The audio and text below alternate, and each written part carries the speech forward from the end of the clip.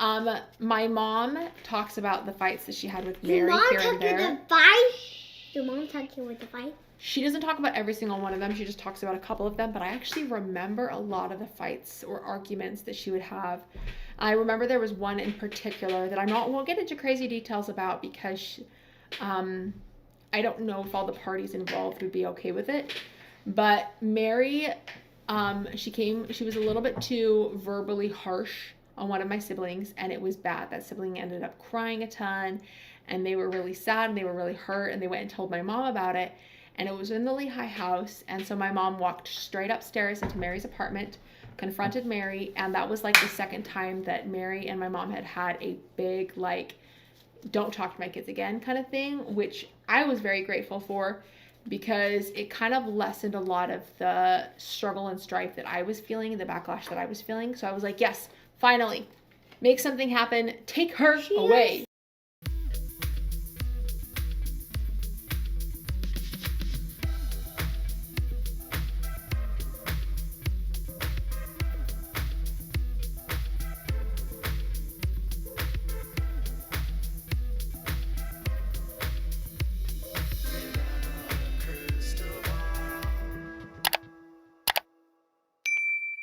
Hi, besties. Okay. Christine Brown and Meri Brown's tenuous relationship is a big talking point right now. And Mckelty Padron addressed aspects of this that were described in the book by her mother. And she spoke about her own experiences with Meri.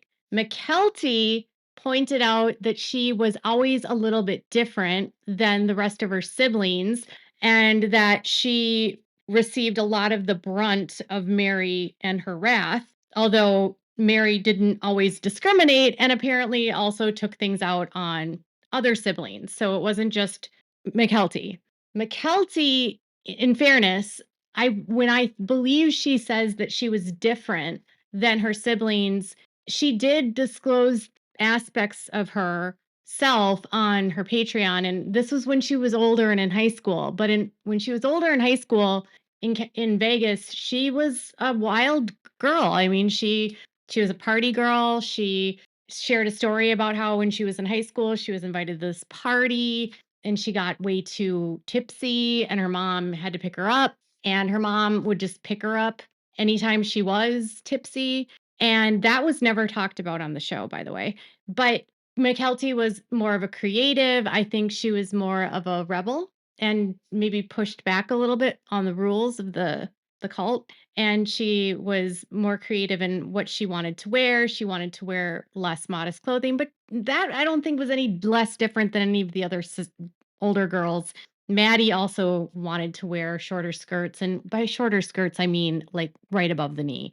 But in fairness, she addressed aspects of the book where she said that it was nice for her mom to actually bring this up and write about it.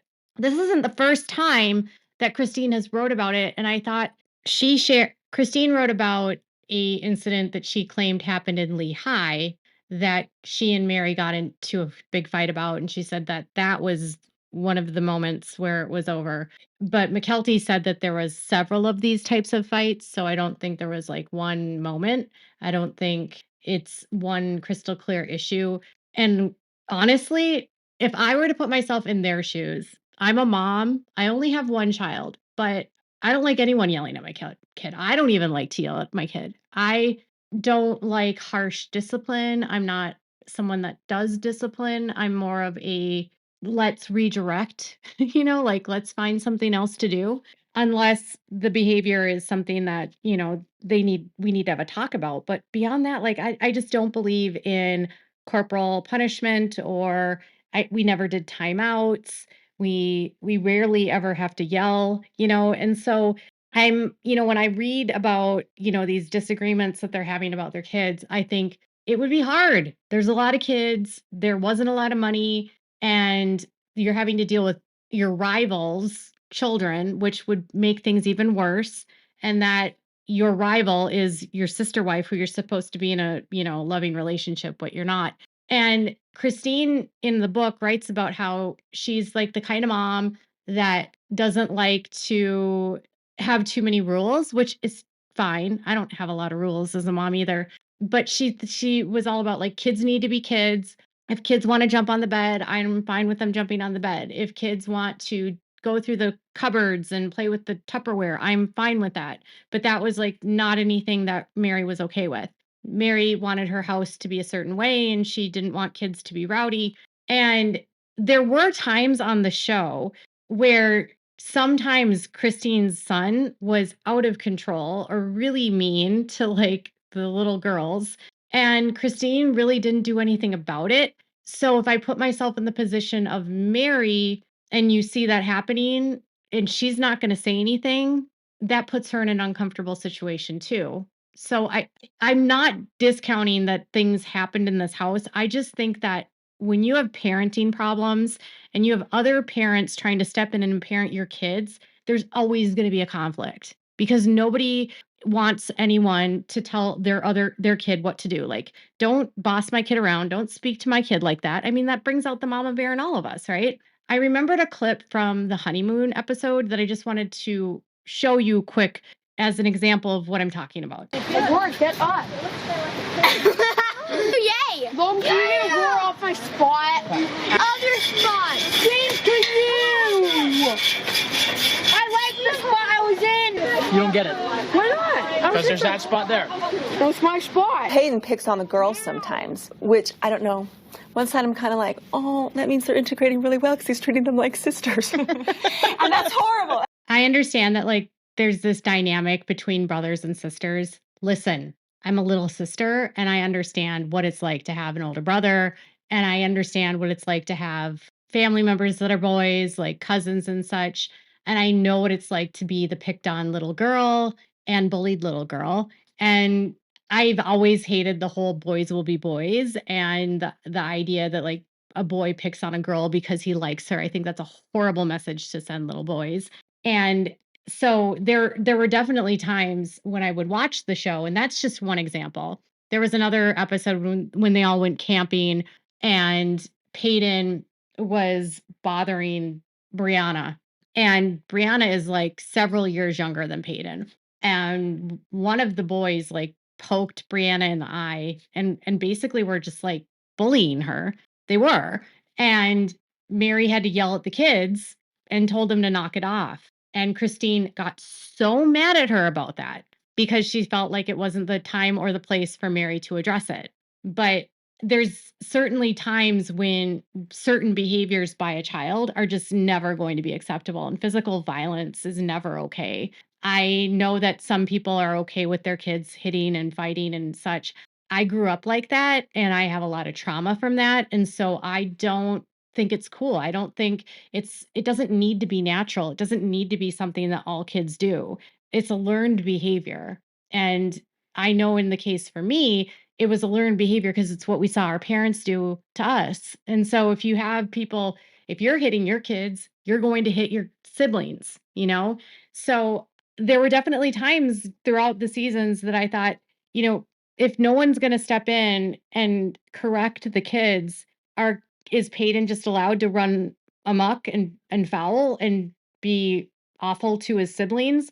Is it okay that Janelle's sons are all beating the crap out of each other on television and giving each other bloody noses? You know, that's the difference, I think, is that Mary didn't like that kind of behavior. And that's not to say that she didn't maybe cross lines. I just think when you have two polar opposite views on parenting and you don't agree, there's going to be discrepancies. And I also think that kids that have parents that are less strict and more laid back are going to gravitate towards that person because they can get more of what they want from that parent, right?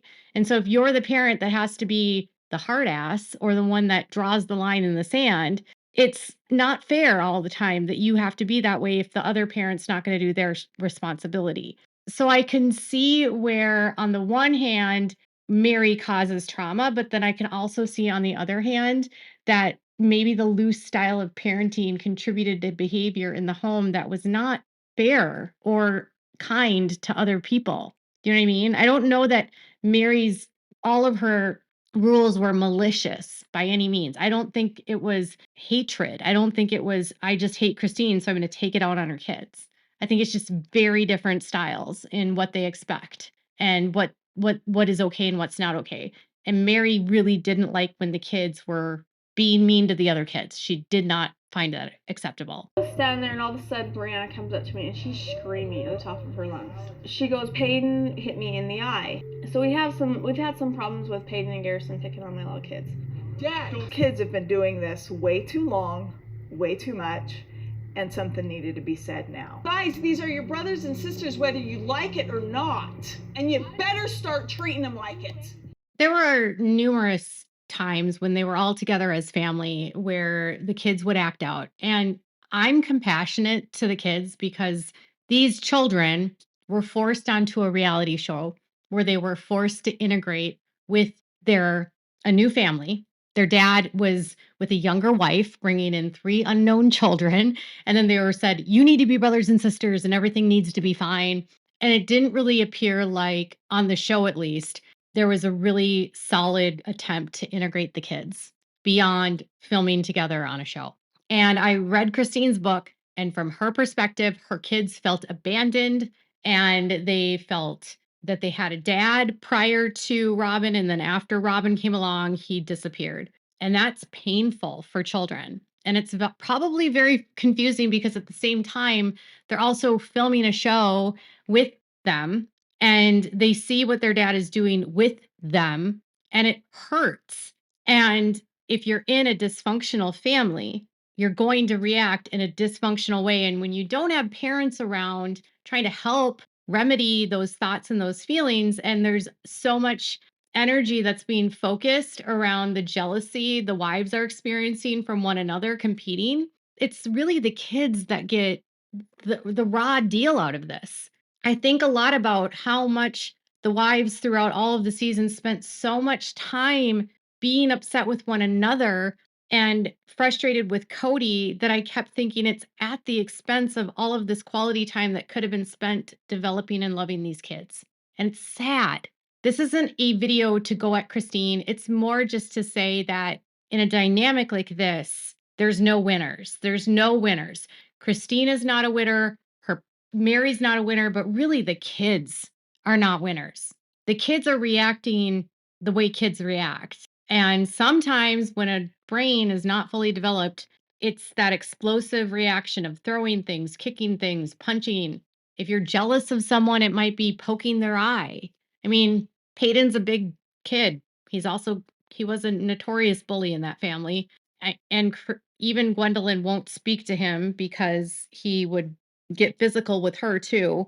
And Gwendolyn has called him the most abusive in the family.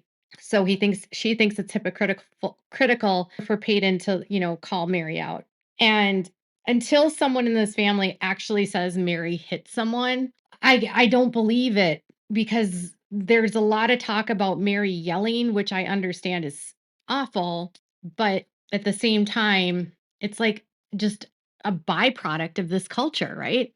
So on the one hand, I understand why Meri probably felt frustrated. On the other hand, I also feel like, okay, I get why Christine felt frustrated.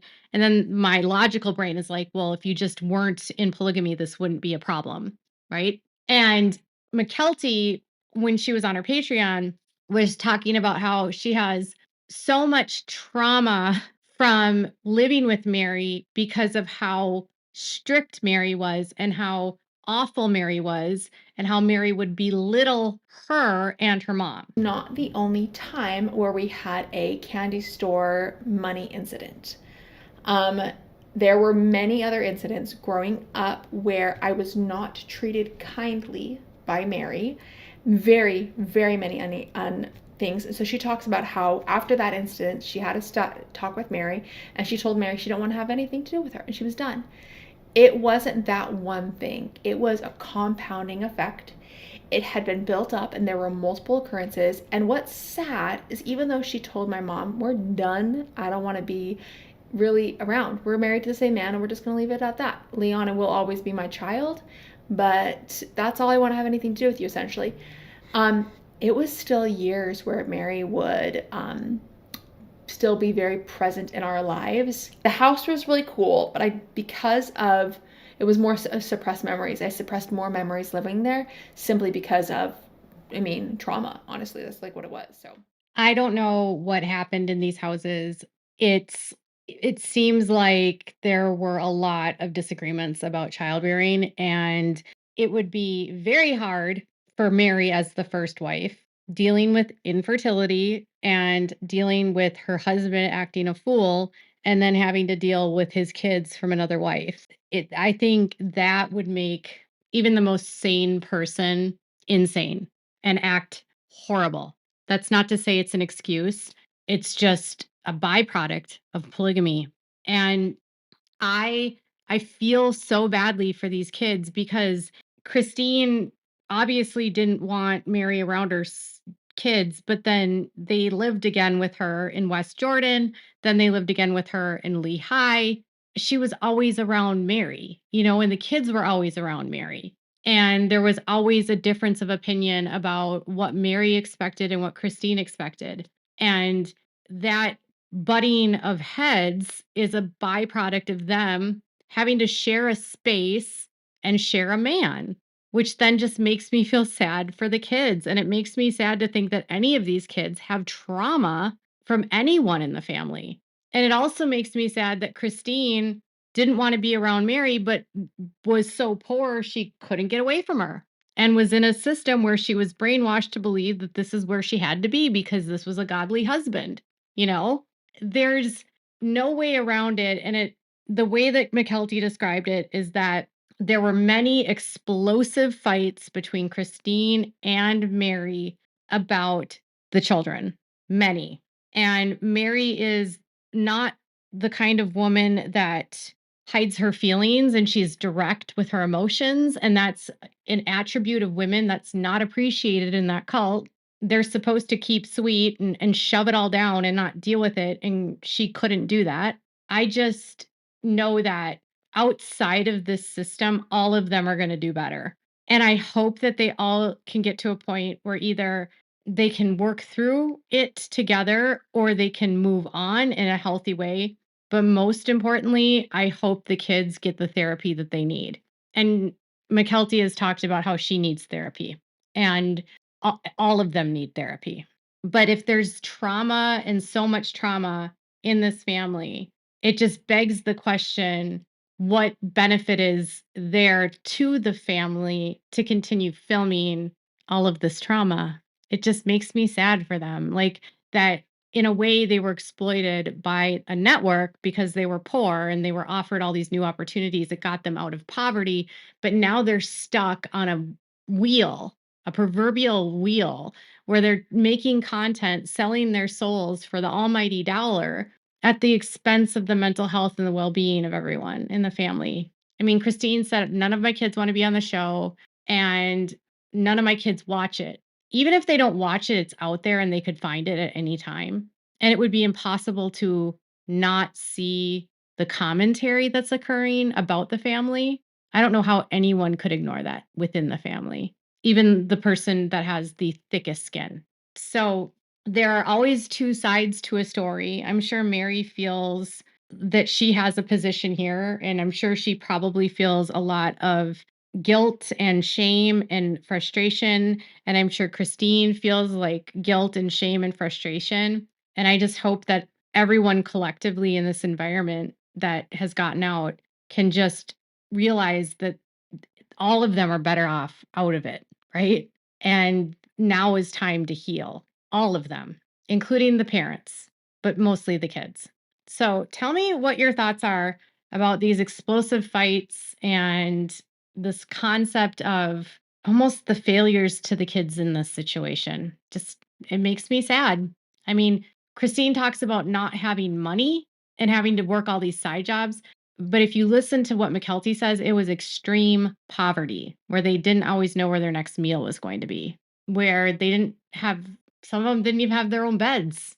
It was hard living. So what are your thoughts? Let me know in the comments below. Make sure to give this video a thumbs up. Make sure to subscribe to my channel if you haven't subscribed, and click the bells so you never miss a video. Thanks so much for watching. Bye, besties.